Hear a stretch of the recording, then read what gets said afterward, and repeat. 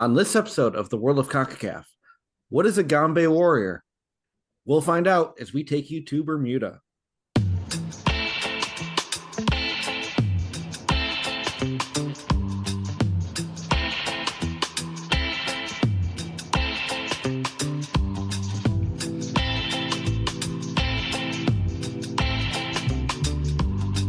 Hello, everybody. Welcome to the World of CONCACAF podcast. I am Eric Schmitz. I'm Jonathan Sleep. And I'm Donald Wine. And we're back. Obviously trying to get through the rest of CONCACAF here. We are, this is episode Laser Focus number 30. So we're to like the last lap, I feel like. We're gonna have a lot of meat. The good ones are coming. So after this, we're gonna have to talk about when those happen because people are gonna need to be ready. The streets are ready. I think we're gonna get to a point where some of these are gonna have to be like two-parters because there's gonna be so much stuff to get through. But there's 17-hour mini series. Yeah, there's a lot of meat. We love getting into like the nitty-gritty when it comes to CONCACAF. The people versus OJ Simpson. Roots are 17-part Ronnie Brunswick episodes. Think of it like a BBC Panorama series. Right. We're going to be working on a few exposés. Yeah. Honestly, like once we get to there's some of these guys, like we might have to do like a Jack Warner trilogy or something like that. We haven't got to the US. We haven't got Jack Warner sucks. Jack Warner sucks. Yeah. As noted. Chuck Blazer, mate. When we get to the US, like obviously Chucky D and the Funky Bunch. Yeah. Yes. We'll have one specifically about his costumes. His Halloween traditions. But yeah, today we're gonna talk about Bermuda. And we were talking about like what country we want to focus on next. I just kind of threw out Bermuda, and all of a sudden, Jonathan excitedly told us about all of the fun stuff he was finding. So I'm really excited to dive into this. I think there's a lot to talk about, and we have dope kits to talk about too. But we'll get to the soccer stuff later. I think we start with Bermuda itself. So, Jonathan, why don't you kind of give us some background on Bermuda itself? Yeah, so Bermuda is a British overseas territory in the North Atlantic. It's about 640 miles off the coast of North Carolina. It has an archipelago of 181 islands. The biggest landmass is really about 21 square miles, where cities like St. George are located. So when you think about it, not terribly big at all. Interesting enough about Bermuda, there was a lot of first or interesting facts. So, we've talked a lot about the islands of when they were colonized, when quote unquote someone discovered this. But Bermuda is actually, in fact, one of the few that was uninhabited. There's no native population. And when it was discovered in 1505 by the Spanish explorer Juan de Bermudez, real original naming. And so from then until 1612, there was no permanent settlements on the island. But then in 1612, the English came, created a settlement called St. George's. And then from then up until 1684, it was governed under royal charter by the Somers Isle companies. So at times you may hear the Bermuda could actually also be referred to as the Somer Isles. And as it was an English company operating in, the North America area in the 1600s, we can guess that was all around slavery. There was, in the 1600s, they kind of outlawed it, but with some indentured servitude, but the cut and dry, it was still basically slavery. It wasn't until the 1700s when it was outlawed there. And then after it became a crown colony, actually before it became a crown colony, they created so it's a self-governing parliamentary democracy, which sounds boring. except when you realize it's one of the world's oldest legislatures. So, in fact, it's older than the U.S. Congress, and then a lot of other places. So, just fascinating that it's one of the few islands that wasn't inhabited, and then that it's had some form of a legislature since 1620. Uh, Currently, the way it's set up now, so there was an independence referendum in 1995, but the majority of people voted against independence. And then with a population of 64,000, it is the second largest British overseas territory. Now that we've got all this boring stuff out of the way, let's talk about the Bermuda Triangle. The Bermuda Triangle. I just felt that, we've talked about the Caribbean enough, and we've never once referenced this bizarre but It's spooky. spooky. Yes. That's Yeah. about spooky. It's Um, spooky. but for those that, I feel like the Bermuda Triangle was just taken aside for a second. Yeah. You know how like quicksand as a kid, there was a lot of times I was worried about quicksand and potentially perishing by sinking into quicksand Yeah. way more than You're I also worried about it like being in your backyard, right? Like yes. like It could be going out anywhere. to weed the It could be garden and I fall anywhere. in quicksand that has magically appeared in my backyard. Yeah.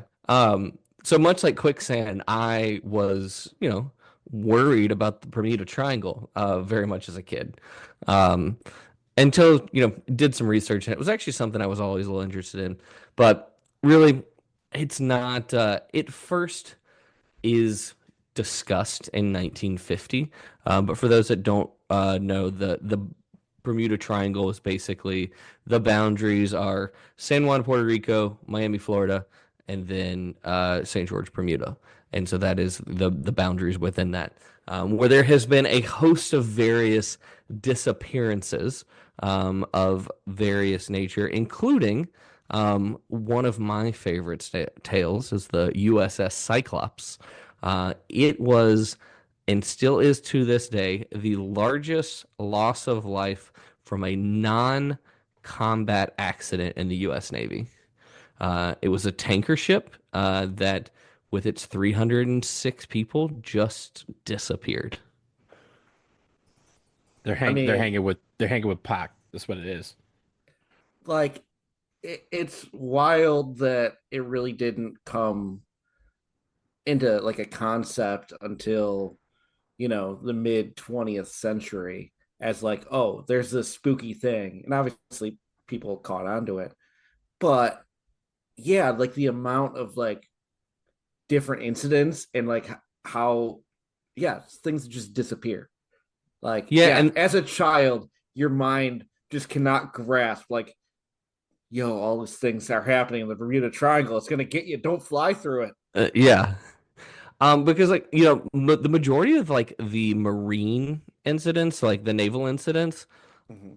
took place but most of them took place way before there was ever any type of like, I don't know, let's just call it urban legend Yeah. of what the area is. Like the USS Cyclops was in 1918. I mean, there's stuff going back into the 1800 early 1800s of incidents. Obviously the aircraft ones are more recent because we weren't flying back then. But yeah, it's always been something that's fascinated me and thought was going to play a bigger role in my life, and that as a young kid was the only thing I knew about Bermuda.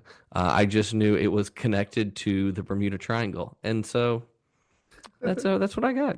You used to read about them all the time. They even put them in like young adult books, like stories Yeah, about the Bermuda Triangle. It's part of the reason why I haven't been, right? Like, yeah, sure, I'm sure it's urban legend, but I ain't trying to find that out on my own. I need witnesses with me. Because if I'm going to get lost, I'm getting lost with some people that'll understand, and hopefully they have some good rum while we're there. Well, yeah, I think we have to like come to like an agreement. Is the Bermuda Triangle thing real? yes, As a podcast, do we agree? Is it real? oh yeah. It's real, bruh. I mean, it's real in the sense that it is a triangular shape of three different places. Like Miami is real, and Bermuda is real, and San Juan, Puerto Rico is real, but Yeah, is sure. like the area Sure. between it, you know, It's spooky. another dimension. It's I've been another. in it. What I've is been in it, I what is guess, if I've what been to is what the is real? Bahamas. So I think we're good. I mean, in the sense that space is real, like the triangle shape, everything in it is real. But does it actually do anything? I We at this podcast we believe. Okay, We we are believe. believers.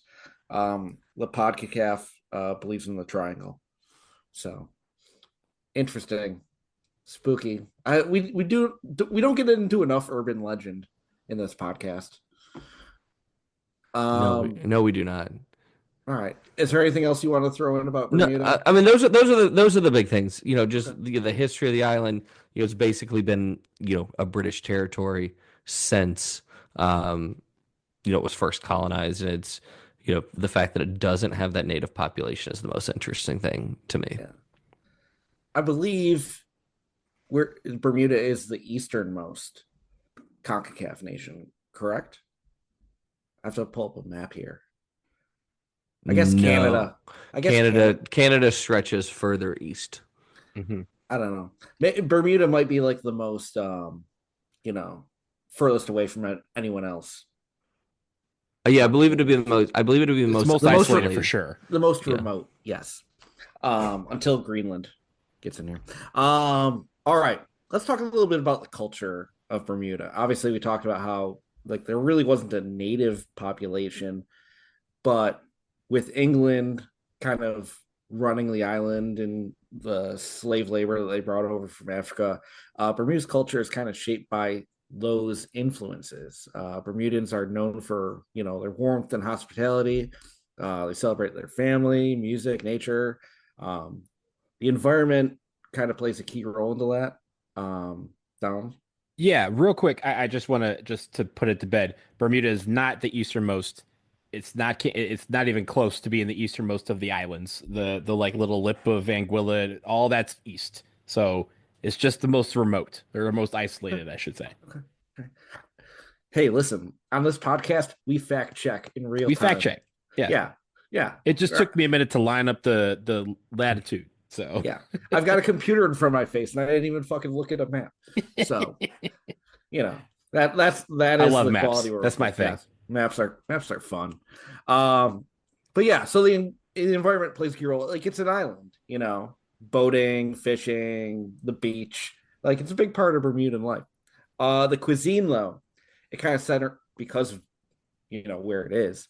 The cuisine centers around the seafood and locally sourced ingredients. Like it's remote, so you're not getting a lot of unique stuff um, in the area. So the island's location, it makes fish and conch, like those are big staples of dishes. Flavors, it's got that Caribbean like flair, bold and tangy, which is not what you think when it's an English territory is flavors. Um, it does incorporate elements of African cooking, fresh fruits, herbs, spices, Bermudan food. It is, even though they're not really in the Caribbean, they are like Caribbean adjacent when it comes to the cuisine. And also, um, they've got famous dishes. Fish chowder is big. It's like a tomato based soup with fish, and it's flavored with sherry pepper sauce and rum. We're big rum fans here. Cracked conch, deep fried conch, is another favorite, and then pea soup, made with split peas and salted pork, traditional comfort food. It's an island, great food. When it comes to the drinks, the island's iconic cocktail is the rum swizzle, made with rum, fruit juices, and grenadine. Dark and Stormies, big there as well. Your dark rum and ginger beer, well known Bermudan drink. And then one of the big rums there is the Bermuda Black Seal rum, which is used in many of their cocktails. So when you're talking rum, you're talking our language here on this podcast. But as much as we love rum and as much as we love the islands, we also love the soccer too. So, But before we Donald, get to the soccer, I can't believe you didn't mention the number one thing that Bermuda is known for. Bermuda shorts. oh yeah, the fashion. We The don't have like a fashion. fashion category in our rundown. Yeah, well, Bermuda shorts are interesting, especially considering the fact that because it's so far north, they do it. I mean, they don't get snow, but like it gets, you know, temperate, right? It's not going to get to like 50, 40 degrees, but there's definitely days where they cannot wear Bermuda shorts, but Bermuda shorts is the thing that they have given to the world. Everyone loves them, you Yeah, know. Do they? I don't have any. They don't make them in big butt sizes. So, Hmm. All right, Donald. Enough about the big butt shorts. Let's talk about the soccer. soccer shorts. Well, no, we'll talk about soccer shorts in a minute. Big butt We'll shorts. talk. Yeah, we'll talk about the Bermuda Football Association. They were founded in 1928, so they're one of the older ones in CONCACAF. It is obviously the official football organization. They are in charge of several things, including the Bermuda national teams.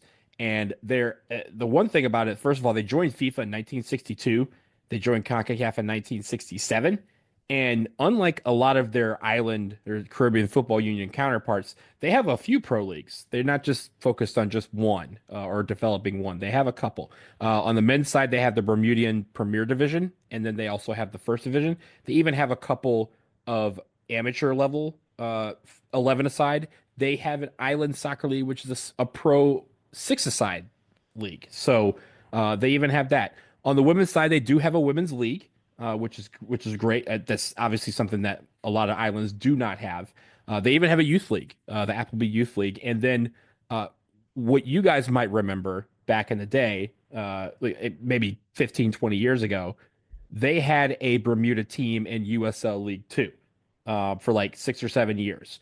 The Bermuda Hogs. It was at the same time they had like the Antigua Barracuda. They were trying to, USL is trying to expand its footprint, and the Puerto Rico Islanders are trying to expand their footprint in the islands. But sadly, those teams are defunct, so they are now no longer with us. But they competed. Funny enough, is because they were so far north, they competed in the Mid Atlantic Division. So Bermuda's team would actually come to play USL League Two teams around DC and in Maryland because that was the same. Those are the teams that were in their division. I will also mention. I should mention obviously the National Stadium. National Stadium is the Bermuda National Sports Center. It has 8,500 seats, and again, like most of the Caribbean, it is built for both soccer and cricket, and hosts both national teams on soccer as well as their cricket national team. uh, Speaking of the national teams, do you want to talk about the women's national team? Sure. Well, let's talk about the women. They actually have some history. Again, one of the fact that they've been established and having all of these different leagues and national teams fully established is very, very unique to the CFU, but it's also great to see that they have done it. Right now, they are 147th in the world. The highest they have been is 105th, and actually, they're 147th right now. That is just one off of their lowest, which was a couple years ago. They were 148th for about a year. So they're starting to build their way back up. Their first match was in April 2000. It was against the Bahamas. They won that match 3-0. Their largest victory was against Dominica in March 2007. They won 8-0. And in August 2014, they suffered their worst defeat, which was against Jamaica. That was 9-1. So, nice little range of games here. They have not qualified for a World Cup, an Olympics, or a CONCACAF W Championship. Also, not the CONCACAF W Gold Cup, but they have played in two Caribbean Football Union Women's Caribbean Cups. The last one in 2014. They just made it out, just made it through the group stage in both of those. There is something called the Island Games, and it's not just Caribbean islands; it's like all islands around the world can participate in this event, or I'm sorry, in this tournament. They have only appeared in it 3 times, but every single time they have done so, they have medaled. In 2005 and 2007, they won a bronze, and in 2013, they won the tournament. It is unclear whether they will be playing in the next one, which is supposed to be in Guernsey. But there is an island games that I have learned through this, and Bermuda very much a participant in it, obviously because of their ties to the British Isles. Interesting. Um, let's talk about the men's side. The Gombey Warriors. Now, you might have heard this name and not known what Gombey is. So we looked that up for you. So if I can read right from Wikipedia, the Gombey is an iconic symbol of Bermuda. It's a unique performance art full of colorful and intricate masquerade, dance, and drumming. This folk tradition reflects the island's blend of Native American, African, Caribbean, and British cultures. It also does note that historically, the Gombeys were not viewed as a respectable art form by the island's ruling class and were banned by the slave masters. Slaves were allowed to dance only once a year and did so in masks in order to protest without fear of retribution. The injustices done them by their slave masters. So it's kind of like a people's nickname for the national team. The men's national team, they played their first international match in 1964, oddly against Iceland, which not far away, but also very, interesting compared to like who CONCACAF teams typically meet. But again, this is pre CONCACAF. They've never qualified for a World Cup. They're currently ranked 166th in the latest FIFA rankings. Their highest ranking ever was 58 back in 1992. They've entered World Cup qualifying in pretty much every edition of them. They did not enter. I take that back. They did not enter for a lot of the 70s, 80s, and up through 1990. They rejoined qualifying in 1994, winning 4 of their 10 matches in that qualifying round. They did not qualify. But they have found some success in CONCACAF Nations League. They started in A division in the inaugural edition, but were relegated. They've been hanging out in the B division since. They finished 4 wins and 2 draws in this most recent edition, and they will remain in League B for this next Nations League. They have never qualified for a Caribbean Cup. They've entered qualification, but have not. And their real title is a 2013 Island Games victory. They finished first in that edition. Most of their players either play in England or domestically. They have had some players play in the U.S. Zyko Lewis played now with MLS teams for a little bit. He's currently with Union Omaha. And then there's Jai Bean, who's playing in the Bermudan League now, but as Donald will note, a Duke alum there. Gang. Nakai Wells, currently their best player. He is currently tied with Sean Goder as the all-time leading scorer with 20 goals. Nakai has 20 goals in 26 caps with the national team. A lot of young talent there, but I think the thing that sticks out most when it comes to the Bermuda national team are the kits, because they might, whether they play well or not, like they look elite. So Bermuda, known now for their pink kits. I asked the group, why do they wear pink? And I think Donald found the answer. Yes. So pink is their official away color. Their official home color is like a navy blue. A little bit lighter than like pure navy, but the navy that's kind of close to their flag. And I guess in 2019, the government of Bermuda established the national sports colors as blue, pink, and white. And the reason why, and there's a quote from their Minister of Labor, Community Affairs, and Sports at the time. That person wrote, and quote, "We believe that donning our new national sports uniform colors of pink, blue, and white will certainly assist with strengthening our national pride and national identity. Many countries are identified by their team colors, such as Brazil, Jamaica, Bahamas, and Trinidad and Tobago, to name a few. Bermuda is pleased to join the long list of countries to now be recognized by their iconic colors, end quote. So in essence, they kind of said they have a flag similar to all the British Empire where they have the Union Jack at some point. It's a navy blue flag, and they maybe have like a coat of arms or some sort of seal that is on there. Anguilla is the same way with theirs, to name another country that's in the Caribbean. And so they said, how do we differentiate from everything else? We can't really use our flag. They were going off of red and blue for a while, but like Australia, like New Zealand, like India, they said, hey, we need to find something that represents us. So they went with blue and pink, and damn, it looks good. I wish I had one of them. Score Sports did great with their jerseys. Yes, worth noting that Score Sports on their website has Bermuda national team jerseys available, $70, available internationally. So you can go to Bermuda's FA page, and there's a link to the international store. Pick up. It does work jerseys. because I got the Vincy Heat jersey through the Score Sports website. Got here in like a week, so I think they ship them from Florida. But yeah, it's quick shipping. Can recommend the legitness of it. But yeah, I need to get one. Yes, they are fire. All right, we talked some soccer. Let's talk some dumb team names. We're gonna take a quick break, and then Jonathan, you are gonna be up on real team or fake team. We'll be right back.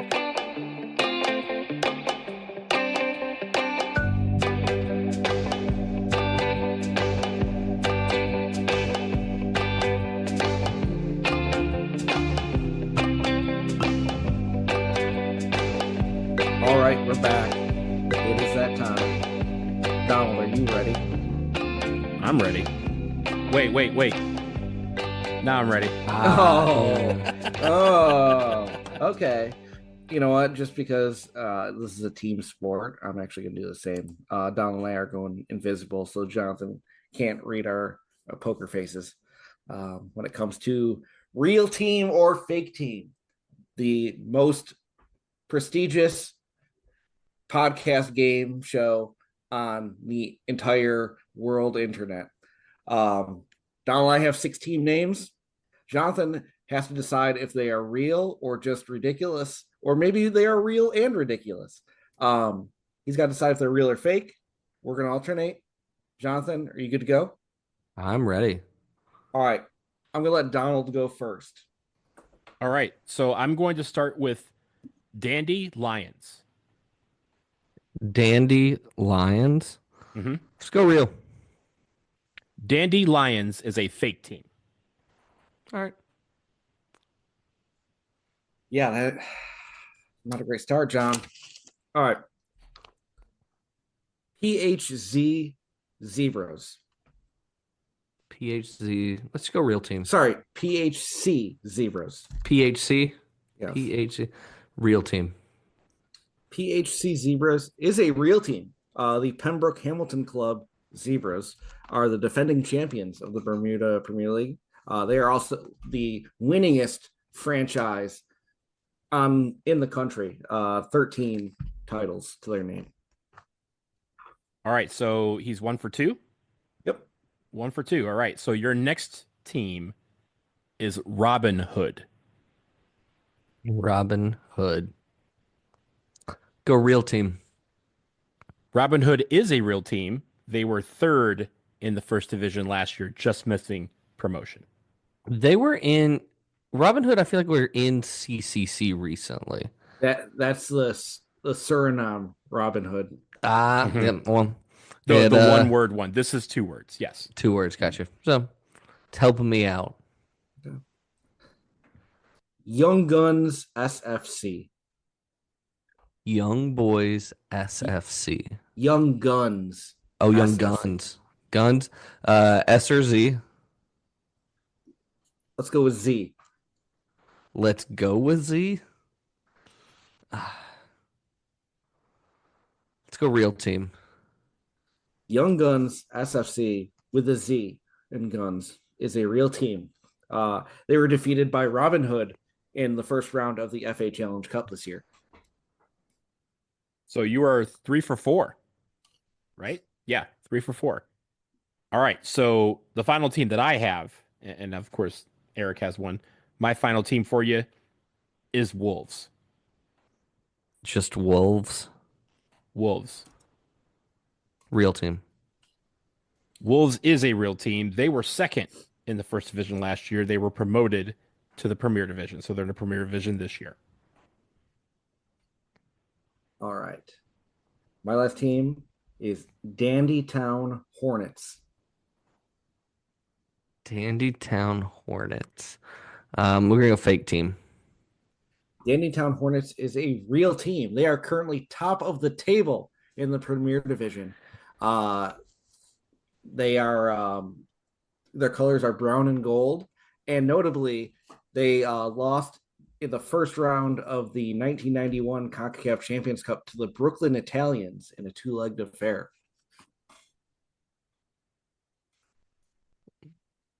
So, Dandytown, gotcha. I went back and forth on that one. That was one I was like, are they gonna? Is they gonna? Are they gonna give me two dandies? Listen, four for real 6. There's nothing to. There, At least honestly, you didn't get 6 stars like I did last time. Yeah, but it was just too easy.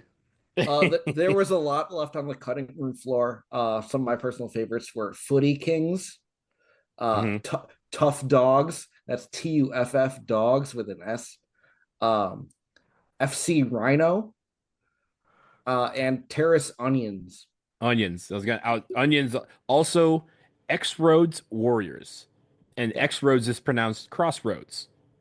Yeah, but is actually the official name is X-Roads Warriors. This is a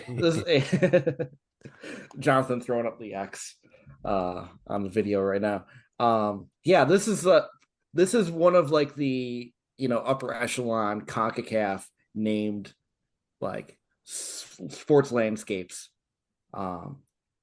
that we've run across. Like, I think if you have to come up with a good example of like what do we mean when we talk about like CONCACAF's ridiculous team names, I think Bermuda might be like that's a podium effort out there. I loved Montserrat had some great ones, including one of my favorite team names, the Montserrat Volcano Observatory FC. Yes, yes. Shout out Montserrat. Absolute one of my favorite teams. At the end of this, when we finally reach whichever one's going to be our last one, I assume it's the United States. United States, we got to bring in somebody. Somebody else is going to have to do that one. Yeah. But also, we need to have like a Hall of Fame induction for like 10 of the best possible names. I will say I've got an idea. We're gonna talk about it. I got a great idea. We're gonna talk about it on one more round. Yes. But Jonathan, what were you gonna say? No, I was gonna bounce ideas around, but we'll do that on one more round. Yeah. And you might ask, what is one more round? One more round is the exclusive bonus podcast that we share on our Patreon, which you can know what we didn't do at the beginning of the episode, Eric? We didn't shout out the fucking Patreon. I know. This is why we're Thank you, patrons. This is why we're broke. Waited 30 minutes to tell you thank you. Yeah. No, we appreciate you, for real. Yeah. For real. But we have a Patreon, patreon.com/podcastcaf. You can go support the podcast there, listen to our one more round bonus episodes, some other fun material. When I did posted the one more round after, when I posted the most recent episode, the St. Martin one, I even posted pictures from my vacation there, and bonus content. This is for everybody because Jonathan is modeling one of our lovely hoodies from our spring store. We got t-shirts, we got hoodies, we got bucket hats, which I promise you are the best things out there. Yeah. The best things out there. And several colors, all of them outlandish. There is going to be no mistaking you as a fan when you wear some of the stuff. Yeah. It is prime CONCACAF, vibes there. You may be starting to think about, what am I going to do for spring break? Maybe I need some new clothes for spring break. A new tank top, maybe. Bucket hat to keep the sun out of your face. Mm-hmm. And if you want to look your best, the World of CONCACAF store. And And the link there is on all of our social media. Make sure you're following us on the Instagram, Blue Sky, and the Facebook. We're not even going to talk about the other one. But yeah, follow us there. Don, where can people find you? I'm on Blue Sky at BlazinDW. I'm also on Instagram, but Blue Sky is where you want to find me. Yeah. Slate. I am on Blue Sky at JSleep. And we are at PodCACAF. If you want to send us an email, you can email us at podcacaf@gmail.com. I don't really check it a lot, but we'll see it eventually. Thanks for listening. Thanks for your support. We love you. We love CONCACAF. And we'll be back with another episode soon. But in the meantime, we'll see you on the Patreon for one more round. Take it easy.